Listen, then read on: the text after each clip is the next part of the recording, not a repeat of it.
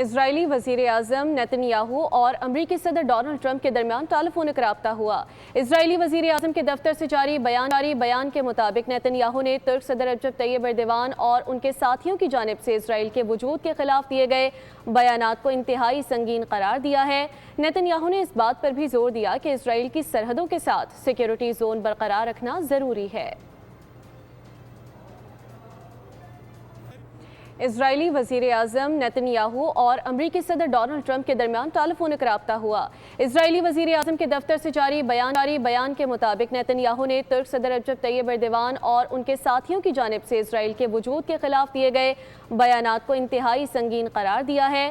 Nitin Yahoo نے اس بات پر بھی زور دیا کہ اسرائیل کی سرحدوں کے ساتھ سیکیورٹی زون برقرار رکھنا ضروری ہے۔